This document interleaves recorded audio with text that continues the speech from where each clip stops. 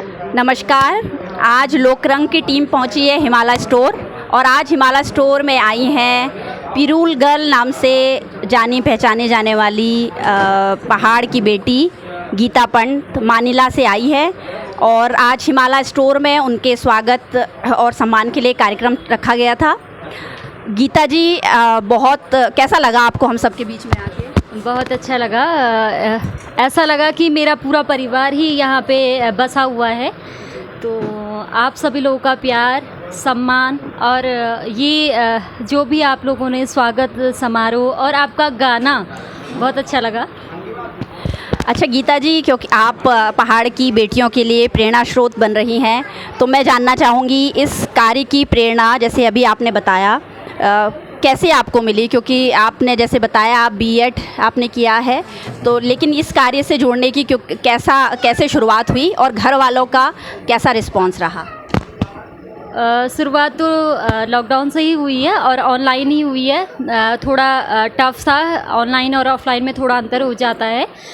सीखने में कठिनाई थोड़ा सा थी, पर इतना टफ नहीं है। अगर आप लोग सीखना चाह रहे हैं तो बहुत आसानी से इसको सीखा जा सकता है। घर वालों का रिस्पांस बहुत अच्छा था।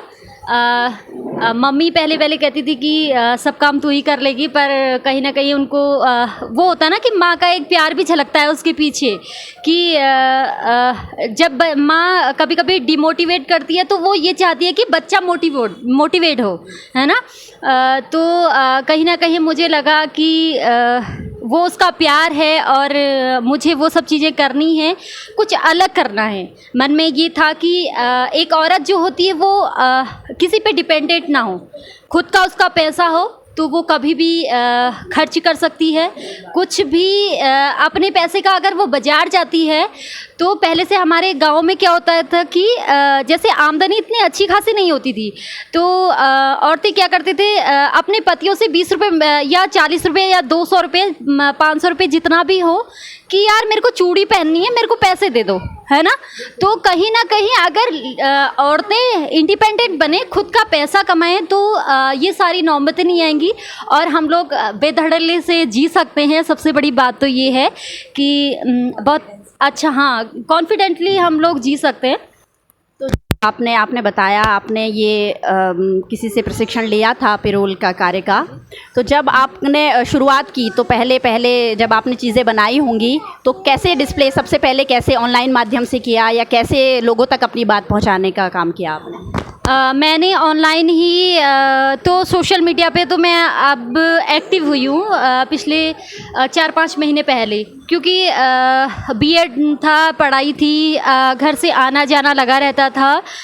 सबसे बड़ी बात यह है कि मैं इस पिरूल को कहीं नहीं छोड़ती हूँ। मैं जहाँ भी जाती हूँ, मैं हल्द्वानी रही, मैं दिल्ली में आई हूँ, तो मेरे साथ लोगों के बाकी सामान होती है, मेरे ये सब होते हैं। तो मेरी मम्मी की फाज जसों का तो नचाड़ा पर हाई था उधर पे, तो मतलब कोई नहीं, मेरे को वो सब चीज़ें भी नहीं लगती है। मैं रात भर समेटते रहती हूँ उन सब चीज़ों को। ऑनलाइन तो क्या कहेंगे, पर जो अभी बीच में सोशल मीडिया वो हैं भट्ट जी हैं, भट्ट जी का बहुत अच्छा वो रहा था कि हाँ, योगदान रहा कि उन्होंने मेरी बात लोगों तक पहुंचाई और बहुत सारे लोगों का रिस्पांस भी मुझे बहुत अच्छा मिला है।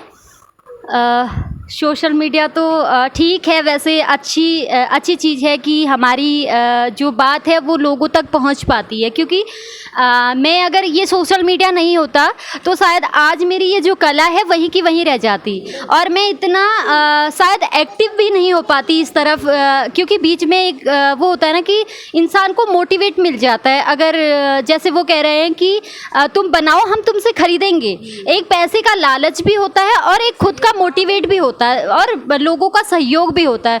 तो अगर ये सारी चीज़ें कनेक्टेड हो जाती हैं तो बहुत अच्छा रिस्पांस होता है। हाँ, बहुत अच्छा करने का मौका भी हम लोगों को मिलता है। कुछ ये राखियाँ गीता जी ने बनाई है, अगर आप दिखा पाएंगे। ये राखियाँ बनाई हैं पिरूल से और कितना बारीक काम है। अभी बहुत सारा सामान तो गीता जी साथ में नहीं ले पाई क्योंकि दिल्ली प्रवास पे हैं वो। गीता जी, राखियाँ आप लोग बना रही हैं अभी, तो कैसा रिस्पांस राखी में आपको मिल रहा है? बहुत अच्छा रिस्पांस है। अभी मैं आपको बता ही रही थी कि इंग्लैंड से फ़ोन आया कि हम लोग घर जाएंगे पिथौरागढ़ में, तो हम इस बार पिरूल की राखियाँ पहनेंगे। और हल्द्वानी से एक गवर्नमेंट मैडम है, उनका भी मेरे को कॉल आया था कि आप मुझे भिजवा दीजिए, मैं ऑस्ट्रेलिया अपने भाइयों के लिए राखियाँ भेजूँगी। तो मतलब मैं बहुत अच्छा मुझे लग रहा है कि हमारे उत्तराखंड तक ही ये सीमित नहीं है, जबकि विदेशों में भी इस चीज़ को लेकर काफ़ी अच्छा है लोगों का रिस्पॉन्स। तो गीता जी, जैसे आप कह रही हैं काफ़ी ऑर्डर्स आपके पास हैं, तो कैसे आप मैनेज करेंगी, क्योंकि ज़्यादा ऑर्डर हैं और आप अकेले काम करने वाले, अपनी कोई प्लानिंग है आपकी कि किस तरह से आप अभी अपने इन ऑर्डर्स को हैंडल करेंगी, कैसे मैन पावर का व्यवस्था करेंगी? अभी तो मैं चाहती हूँ कि बहुत सारे लोग इससे जुड़ें और पर इतनी जल्दी वो नहीं हो पाता ना, क्योंकि मुझे थोड़ा टाइम लगा, तो शायद लोगों को भी टाइम लगेगा। कोई जल्दी भी सीख पाएंगे, कोई थोड़ा देर में भी सीख पाएंगे, ऐसा हो सकता है। बाकी बात रही ये जो ऑर्डर है इनको कंप्लीट कैसे करूँगी, तो मैं आपको बताती हूँ। मैं दिन भर लगी रहती हूँ, मैं सुबह से नाश्ता कर लेती हूँ। मैं आजकल दिल्ली में हूँ, तो मेरी चाची, मैं जब बैठी रहती हूँ तो वहीं पे नाश्ता ले आती है कि ले तू खा करके। दिन में भी कहती है, मैं कहती हूँ एक राखी बनाने में कितना समय लगता है ये वाली? वही 15-20 मिनट तो लग ही जाते हैं। हाँ। और जैसे बड़ी आप बास्केट्स वगैरह बना रही हैं, उनमें मैम उनमें तो अगर आप पूरा दिन देंगी तो 2 दिन तो लग ही जाएगा पूरा दिन देने में, और अगर आप काम के साथ साथ उसको कर रही है तो 4-5 दिन तो लग ही जाते हैं। 5 दिन लग जाते हैं, काम के हिसाब से समय का निर्धारण होता है ना। तो आप बाज़ार की व्यवस्था जैसे कैसे इनको, क्योंकि अब ये आपने छोटे रूप में शुरू किया है, लेकिन अब बड़े स्केल पर जिस तरह से आपका प्रचार प्रसार हो रहा है, आप लेके जाएंगी इसे, तो क्या योजना है आप इसको और वाइड फैलाने के लिए, इस बिज़नेस को कुछ आपने सोचा है या कहीं से आपके पास सुझाव आए हैं?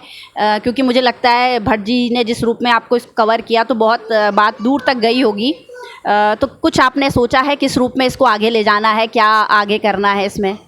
हाँ जी, मैं अब घर जाऊंगी, सबसे पहले मुझे रजिस्ट्रेशन करवाना है अपना और ग्रुप बनवाना है, क्योंकि मुझे कहीं ना कहीं थोड़ा बहुत दिक्कत हो रही है, मुझे अपनी पढ़ाई भी साथ में लेके चलनी है। तो मैं चाहती हूँ कि जैसे ही ग्रुप बनेगा तो अलग अलग क्षेत्रों में अलग अलग अगर ग्रुप बनाए जाएंगे तो इस काम को बहुत ज़्यादा उसमें किया जा सकता है। तो जो भी ऑर्डर हैं वो भी आसानी से उन तक पहुँचाए जा सकते हैं और जल्दी से पहुँचाए जा सकते हैं। और कैसा लग रहा है, सब पिरूल गर्ल करके पुकार रहे हैं आपको, कैसा महसूस होता है? क्योंकि ऐसी एक ऐपण गर्ल हमारे वहाँ आई थी और आप अभी नई नई पिरूल गर्ल बनी है, तो कैसा महसूस होता है? बहुत अच्छा महसूस हो रहा है, क्योंकि ये नाम भी मैंने खुद ही सोचा था कि मैं क्या करूं, मतलब कुछ ऐसा यूनिक होना चाहिए। अगर काम यूनिक है तो नाम भी यूनिक होना चाहिए। तो मैंने अपनी दीदी लोगों से और बाकी कांटेक्ट में जो लोग थे उनसे बात की थी कि यार इसमें नाम क्या रखूं। हमारे यहाँ माँ मानिला देवी जो है वो काफ़ी प्रसिद्ध है हमारे यहाँ उत्तराखंड में, और उसकी शक्ति भी काफ़ी है। मुझे ऐसा लगता है कि वो है तो मैं शायद इस चीज़ को कर रही हूँ। और बाकी लोग भी यही कहते हैं कि माँ मानिला की कृपा शायद तुम पे बहुत अच्छी बनी हुई है, तो इसी वजह से तुम इस काम को बहुत अच्छी तरीके से कर सकती हो और आगे भी करते रहो।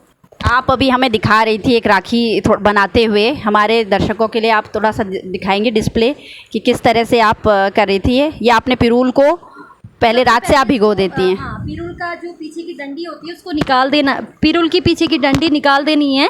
फिर हमें इसमें धागा पीछे को लपेटना है और धागा थोड़ा टाइट होना चाहिए, इतना टाइट भी कि इतना टाइट नहीं होना चाहिए कि इसमें सुई ना जाए और इतना ढीला ना होना चाहिए कि धागा निकल जाए। हमें नॉर्मल इसको धागे को गोलाई देनी है और उसके बाद इसमें गोलाई देने के बाद इसको सील देना है।